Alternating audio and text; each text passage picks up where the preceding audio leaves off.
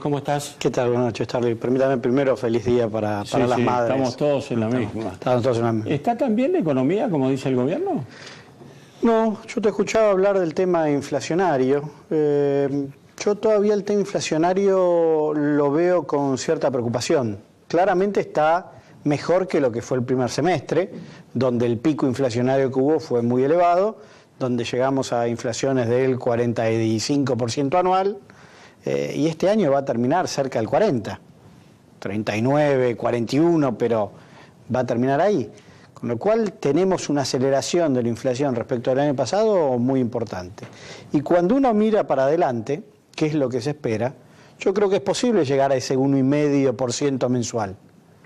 Pero ese 1,5%, 2% mensual es lo mismo que teníamos en octubre del año pasado. Seguimos teniendo una inflación, claro, seguimos teniendo una inflación en torno del 20% anual, que es un núcleo muy duro. Y ese es el desafío, ¿no? Bajarla de 40 a 20, que es lo que teníamos antes. La clave va a ser cómo rompemos esa barrera del 20% y tenemos un sendero decreciente. Yo eso todavía no lo veo, creo que el gobierno está enamorado solo con una política antiinflacionaria, de una sola herramienta, que es la política monetaria. Esto básicamente hace que Sturzenegger suba la tasa de interés para sacar pesos o enfriar la economía, y eso hace que la inflación merme un poco. Pero la inflación es bastante más compleja. Lo que decía Todesca, el tema inflacionario en alimentos, es correcto. Y eso no se soluciona simplemente con política monetaria. Hace falta una combinación de herramientas un poco más agresivas en términos de la inflación que hoy no se está viendo, ¿no? Mariano. Lo que parece, Charlie y Marco, estar transmitiendo el gobierno es lo que decía Carlos Menem, ¿te acordás? Estamos mal, pero vamos bien. Es decir, plantear una expectativa de que se va a estar mejor, me parece, aunque ahora la foto y los índices actuales son efectivamente malos. Ahora, este 1,5%, ¿es posible bajarlo? Porque lo que dice en el gobierno es, si planteamos una política antiinflacionaria de fuerte shock, de fuerte ajuste, después tenemos cuestiones sociales, o crisis sociales, estallidos, o saqueo de supermercados, todos los fantasmas que genera el kirchnerismo y muchas corrientes sociales, ¿no? ¿Es posible hacer una política antiinflacionaria y bajar mejor o más velozmente la inflación sin hacer un ajuste? A ver, por poder se puede. La clave que uno iba a tener que hacer correcciones respecto de la economía anterior era indudable. La situación anterior que deja el gobierno que salió fue muy mala en términos de inversión, en términos de inflación, en términos de reserva, en términos de controles permanentes y cada vez cepos más grandes. Digo, era un desastre lo que venía dejando. Ahora, la clave era cómo se hacía para salir de ese desastre hacia una economía un poco más ordenada y cómo se distribuían los costos. La clave de esa corrección era quién terminaba pagando los platos rotos. Claro. Y lo que uno ve, que lo que va a estos 10 meses de gobierno, 10, 11 meses que estamos casi de gobierno, los costos recayeron principalmente en la clase media trabajadora y los sectores más vulnerables. Lo que vos decís del ajuste, que tiene una política antiinflacionaria más agresiva, más de shock, que tiene impactos negativos en el sector social, es correcto. Ahora, es lo que pasó. Ahora, Marco... no es por nada que aumentamos 1,5 millones. Gradualista, dicen, ¿no? Bueno, el tema es cómo repartieron los costos. Recordemos yo no coincido como lo han hecho. Una cifra última de 70.000 despidos en estos últimos 3 meses. Sí, a ver, yo te recuerdo la discusión que teníamos en marzo, abril, si no me equivoco, con la ley de promoción de empleo, la ley antidespido. Joven, ¿eso? No, la de antidespido, que en realidad se armó entre el kirchnerismo y el gobierno que el blanco-negro, o antidespido o nada, cuando la discusión era protección de empleo, pymes, inversión, digo, ahí estaba la discusión. Nosotros veníamos advirtiendo esa situación y el gobierno contestaba con el CIPE indica que aumentaron 14.000 puestos de trabajo. Pero el gobierno desconocía, o no quiso ver si se quiere, todos los indicadores que eran la antesala del problema que estamos viendo hoy. No es que de un día para el otro aparecieron los despidos o los 120.000 puestos de trabajo que se han perdido. Pero esto es un proceso. Y lo que el gobierno no hizo, tanto con este tema de empleo como con el tema de tarifas tampoco, donde nosotros se lo avisamos y nos tildaron de oportunista, de hacer política barata, un poco de todo le dijeron a Massa, era anticiparnos a los problemas que se están por venir. Lo dijimos en empleo, sucedió.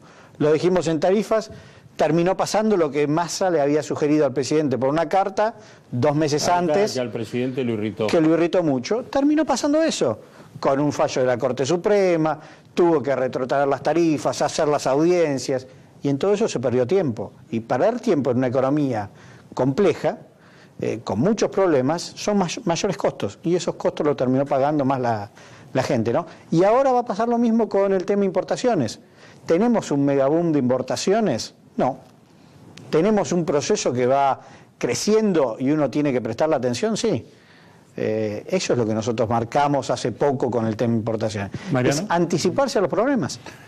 Ahora, hablando de empleo, Massa tiene un proyecto de ley, que es la ley de empleo joven o algo así. ¿Se llama? De promoción. La empleo joven es una que tiene el gobierno. Y que resiste el sindicalismo porque dice para tomar jóvenes y echar viejos. Exacto, Sí. no, en realidad lo que propone el gobierno es quitarle aportes patronales por 2 años a los empleadores que toman empleos jóvenes de su primer empleo. Y Massa dice, bueno, hay que utilizar los planes sociales como parte del salario base, de convenio, ¿no? Es decir, que el trabajador, el empleador que tome a beneficiarios de planes sociales pueda computar el plan social como parte del tener salario. Beneficios impositivos. Ahora, ¿no se ponen de acuerdo con ninguna de las dos leyes? ¿Qué es lo que está pasando? No, Porque el tema empleo es prioridad. la del fomento del empleo informal y planes sociales la vamos a estar votando seguramente en el próximo mes y pico. Ya está dentro del cronograma, seguramente lo estemos votando. ¿Con apoyo del gobierno? Sí, supongo que sí. Ajá. Tenemos que terminar de trabajarlo en comisión. Agenda, sí. Está en la agenda. Tenemos que terminar de trabajarlo en comisión, ¿no? Leyes que hay que aprobar hasta fin de año, sí. Hay mucho trabajo. Se hizo un trabajo conversando mucho de cuáles son las prioridades que se van a poner. El tema de empleo es una de ellas. El tema de derechos a las víctimas, que es otra de las leyes que tiene Massa presentada, que va en relación justamente con la problemática de la inseguridad y la desprotección que hoy tiene la víctima. También se va a estar tratando, reforma política, hay muchas leyes, ¿no? Ahora, el otro día Cristiano Rattazzi dijo, aparte de decir, bueno, día de huelga no se paga, dijo que la industria automotriz está planchada y va a seguir así mientras Brasil...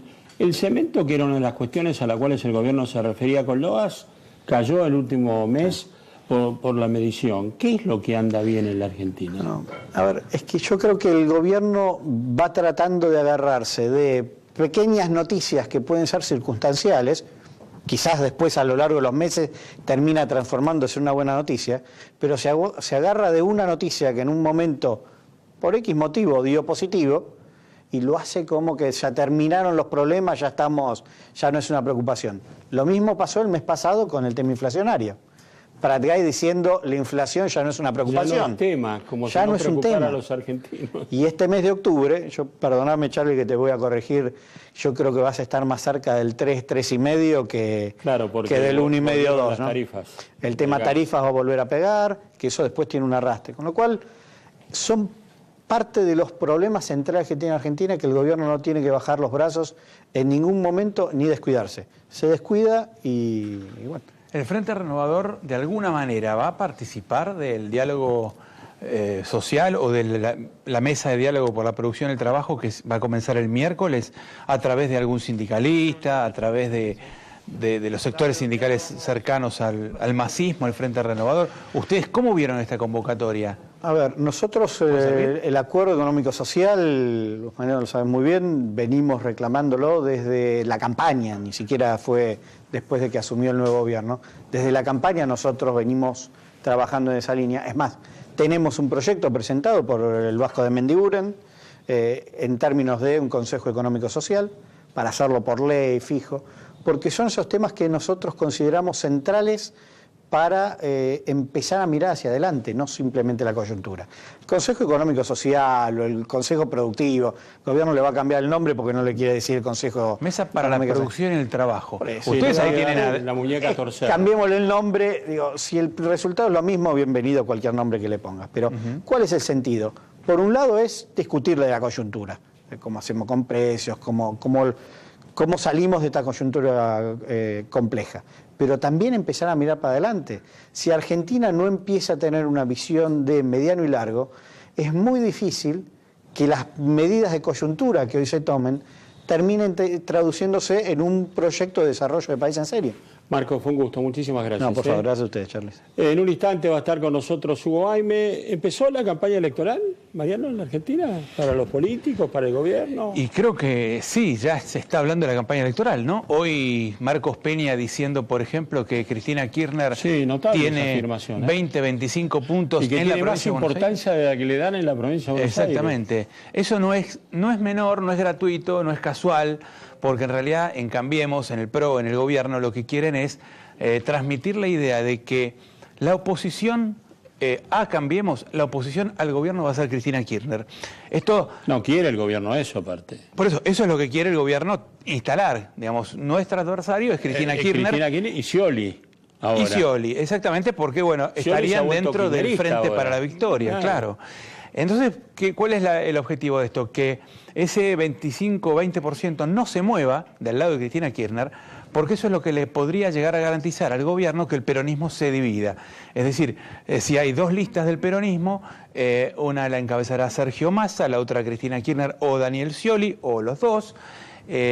Ahora aparece y a lo una mejor figura, puede haber Randazo, ¿no? Claro, puede haber una tercera lista de los intendentes, de los hombres, de los varones del conurbano, peronistas, no kirchneristas, que lleve a Randazo.